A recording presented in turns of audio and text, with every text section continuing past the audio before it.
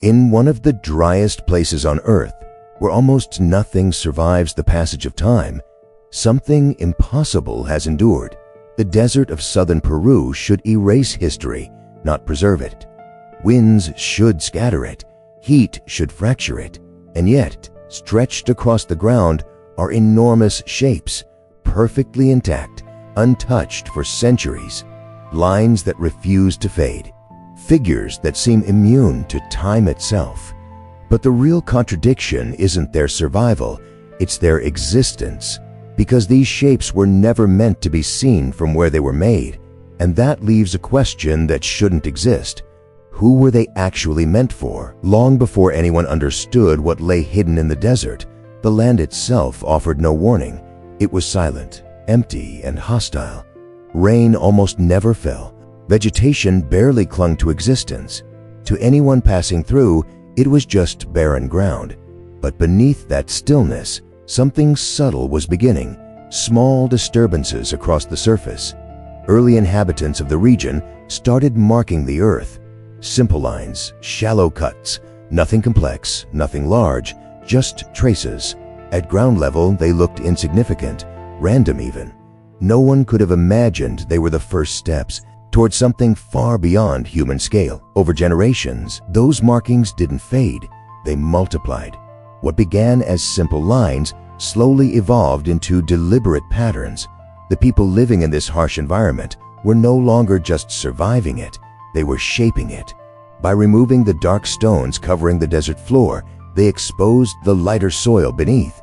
The contrast revealed lines, controlled, intentional, still limited, still grounded. At this stage, everything made sense. Human hands, human scale, human understanding. Nothing suggested that this quiet process would eventually become something that defied all three. Then, without warning, something shifted. The scale expanded. Lines stretched farther. Shapes grew more complex. Geometry emerged where randomness once existed. This was no longer decoration. It was construction. The Nazca culture had taken hold, and the landscape began to change with it. Lines extended for hundreds of meters, then kilometers, perfectly straight, cutting across uneven terrain as if guided by something unseen. And yet, from the ground, they still looked incomplete, fragmented, meaningless. The people creating them could never fully see what they were building. That's where the first crack appears. As the designs expanded, they crossed a boundary. They became too large to understand from within. Shapes emerged, massive figures carved into the earth. A monkey, a spider, a hummingbird, each one created with precision, proportion, and unmistakable intent, but none could be seen in full by the people who made them. Standing inside these figures, you would see only lines, segments, fragments of something larger, but never the whole. So the question sharpens. Why build something you can never actually see? The method itself was almost primitive. Remove the top layer of dark stones, reveal the lighter soil beneath. No advanced tools, no machinery, just repetition, step by step, line by line. But simplicity doesn't explain scale. It doesn't explain how lines remain straight across vast distances, crossing hills and valleys without deviation. It doesn't explain how proportions stay consistent across figures hundreds of feet wide. A small mistake should have grown over distance, but it didn't. The system held. The precision remained. And that shouldn't have been possible, because precision like this demands perspective. It demands oversight, a way to measure, adjust, correct. Without it, errors compound, shapes distort, lines drift. But here, they don't. The Nazca lines maintain alignment that rivals modern surveying. Straight lines stretch beyond the horizon. Figures remain balanced with geometric accuracy. There's no visible correction process, no trace of trial and error, just results.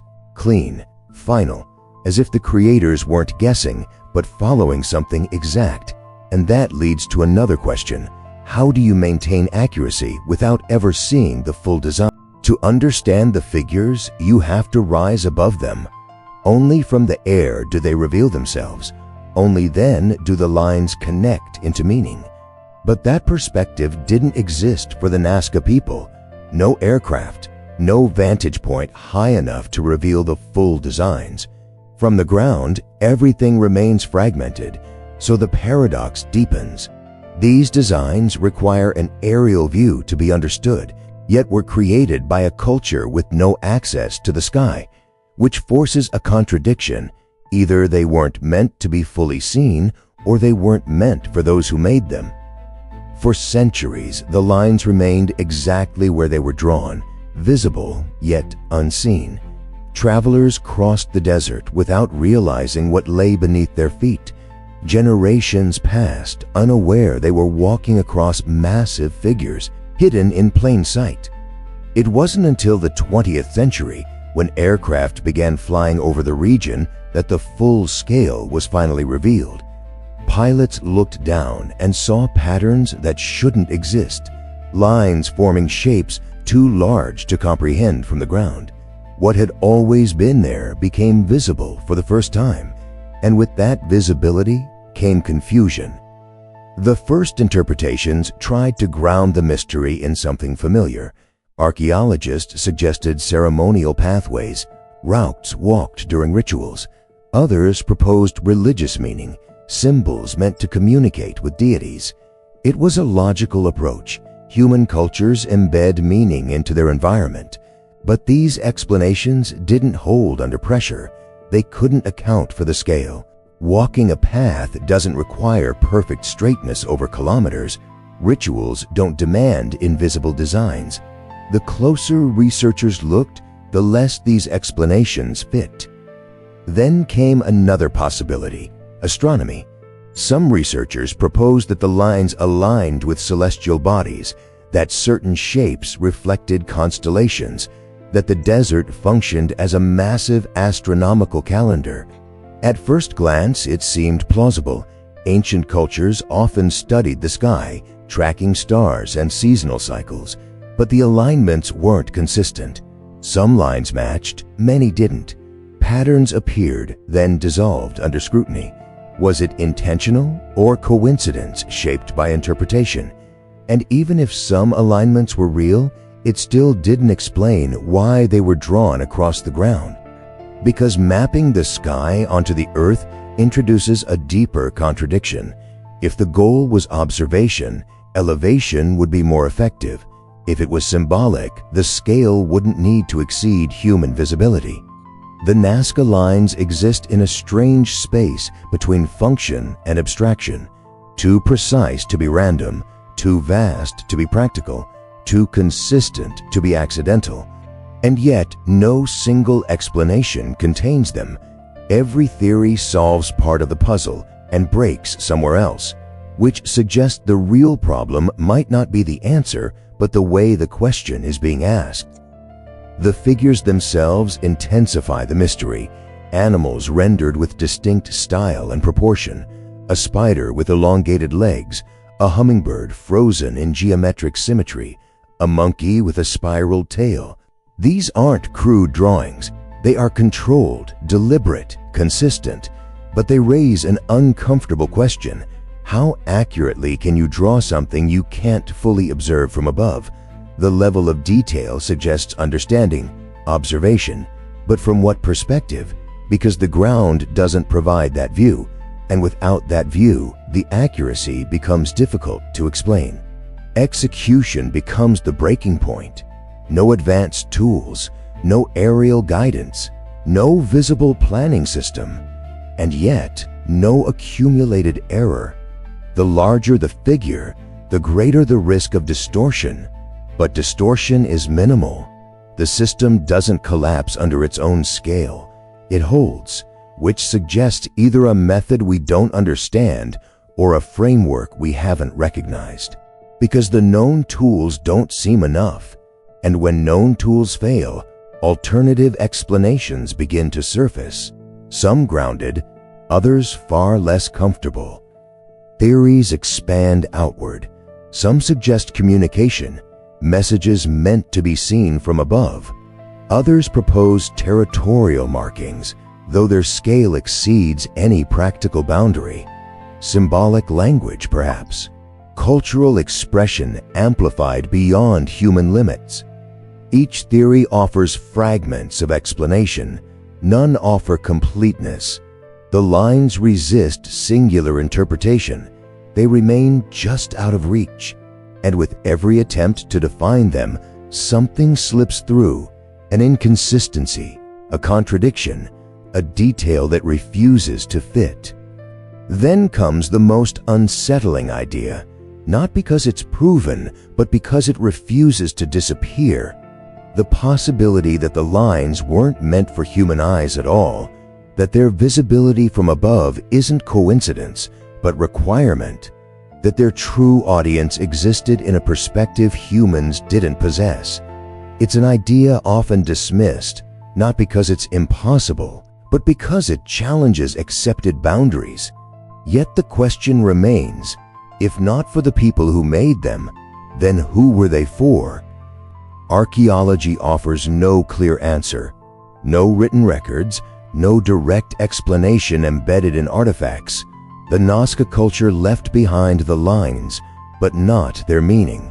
Excavations reveal tools, ceramics, traces of daily life, but nothing that explains these massive designs.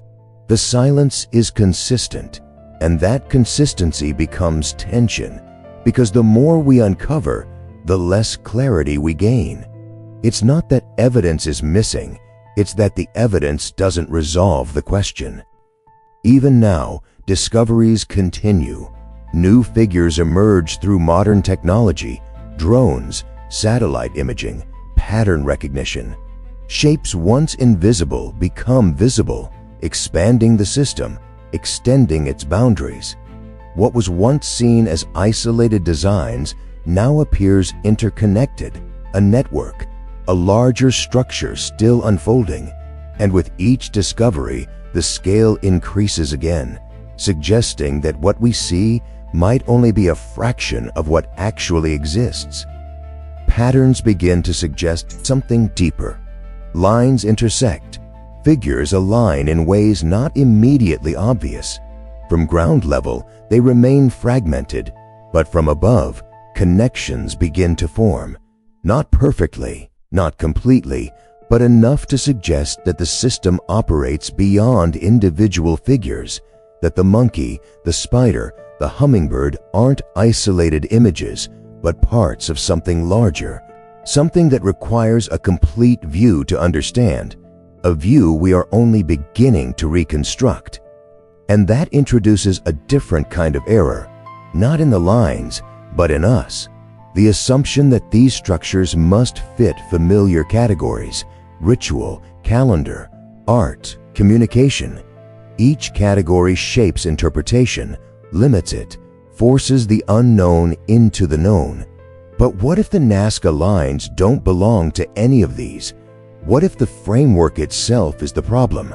Because sometimes the failure isn't in the evidence, but in the lens applied to it. A shift in perspective begins to emerge. What if the lines weren't meant to be seen in the traditional sense? Not as images, but as presence. Not as representations, but as interactions with the landscape itself. The act of creation becoming the purpose, the process more important than the result.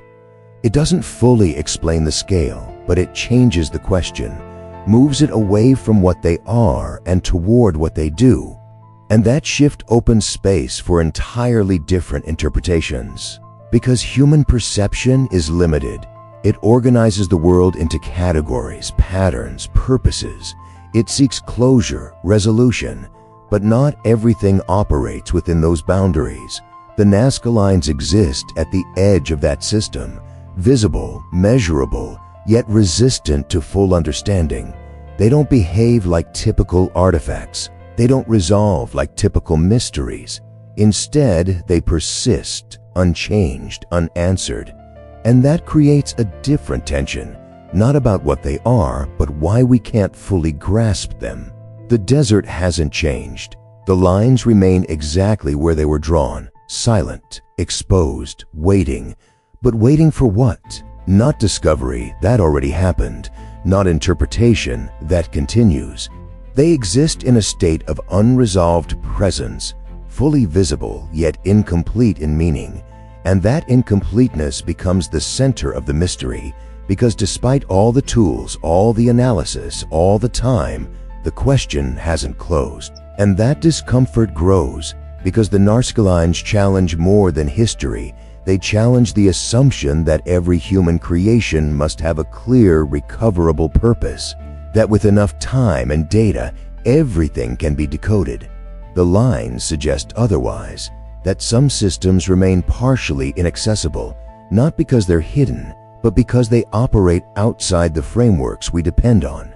So the question shifts again, not who made them, not how they were made, but why their meaning remains out of reach. What if the limitation isn't technological, but cognitive? What if we're asking the right questions in the wrong way? Because every attempt to resolve the Nazca Lines brings us closer to their structure, but not their intention. And maybe that's the final contradiction, that something can be fully visible and still not understood, that scale can exist without clarity, that precision can exist without explanation. The Nazca Lines don't just occupy the desert, they occupy a gap in understanding, a space where evidence exists without conclusion, which leads to an uncomfortable possibility, that the lines were never meant to be understood in the way we're trying to understand them, that their purpose isn't hidden but incompatible with our expectations, that the failure isn't in the past but in the present, because if everything we've assumed about them is slightly wrong, then every conclusion built on those assumptions collapses with it. And what remains isn't an answer, it's a void, a space where meaning should exist but doesn't. And in that space, one question refuses to disappear, not about the Nazca culture, not about ancient Peru, but about us, about perception, about interpretation, about the limits of both. Because if the Nazca Lines were never meant to be seen the way we see them now, then maybe the real mystery isn't what they are, but whether we've ever been looking at them the right way at all.